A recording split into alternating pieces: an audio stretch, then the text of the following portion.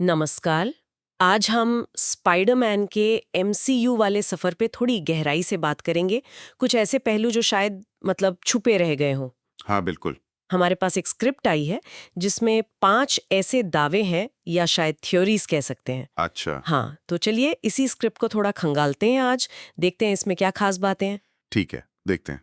तो स्क्रिप्ट के जो मेन पॉइंट्स है हुँ, वो ये है, टोनी स्टार्क ने पीटर पार्कर को असल में क्यों चुना, मतलब उसके पीछे क्या था।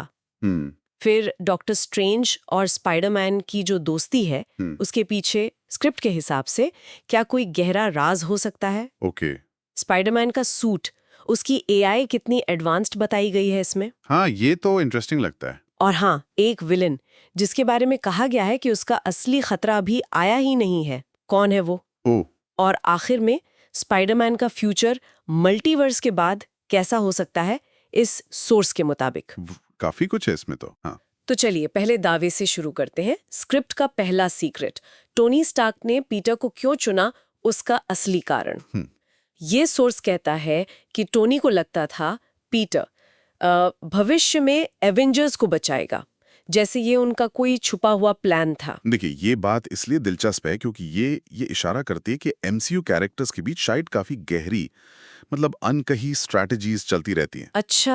हाँ, भले ही ये चीज़ें ऑफ़िशियली कभी सामने ना आई हो, पर ये स्क्रिप्ट का तर्क है कि किरदारों की लॉन्ग टर्म सोच हो सकती है, जिसका ज़िक्र सीधे तौर पर स्क्रीन पर नहीं हुआ।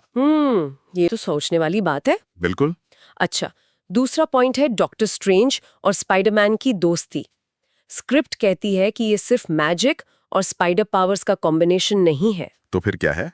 बल्कि एक तरह का सीक्रेट अलायंस भी हो सकता है। ओह! Secret alliance.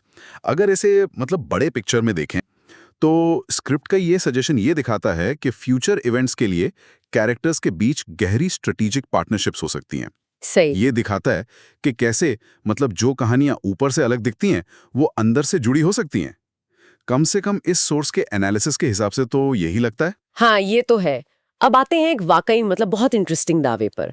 तीसरा सीक्रेट, जैसा स्क्रिप्ट में लिखा है, स्पाइडरमैन का सूट। हाँ, सूट। सोर्स का कहना है कि इसमें स्टार्क टेक्नोलॉजी से भी ज्यादा स्मार्ट एआई है, जैसे कोई चलता फिरता सुपर कंप्यूटर। चलता फिरता सुपर कंप्यूटर, वाह!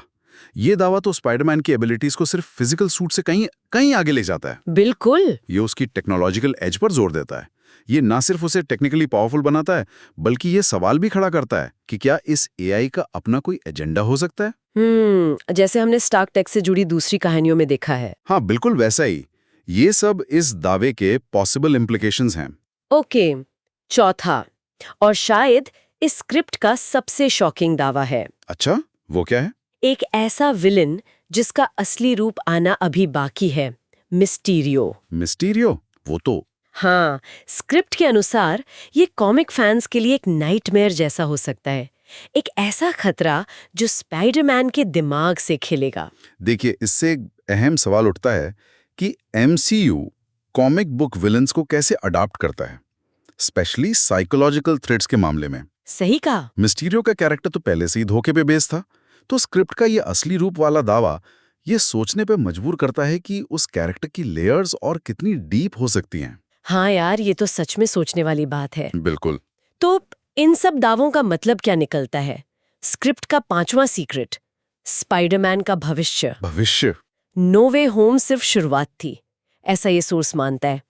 स्क्रिप्ट बताती है कि प्लान स्पाइडर वर्स से भी आगे का है। स्पाइडरवर्स से भी आ गया। हाँ, जिसमें नए स्पाइडर हीरोज और नए डायमेंशंस शामिल हो सकते हैं। ओह, ये तो इस स्क्रिप्ट के नजरिए से एमसीयू में स्पाइडरमैन की कहानी के बहुत बड़े एक्सपेंशन का सिग्नल है। हाँ, लगता तो है। ये दिखाता है कि शायद मेकर्स के पास लॉन्ग टर्म प्लान्स हैं, क्रिएटिव डायरेक्शंस हैं, जो इस किरदार को अनएक्सपेक्टेड टेरिटरीज में ले जा सकते हैं। जैसा कि इस सोर्स ने अंदाजा लगाया है। तो ये थे वो 5 सीक्रेट्स या कह लें थियरीज जो इस खास स्क्रिप्ट में बताई गई हैं। वाकई ये स्क्रिप्ट कुछ बड़े और सोचने पर मजबूर करने वाले दावे कर रही है। इन पर बात करना काफी दिलचस्प रहा। हाँ, बिल्कुल।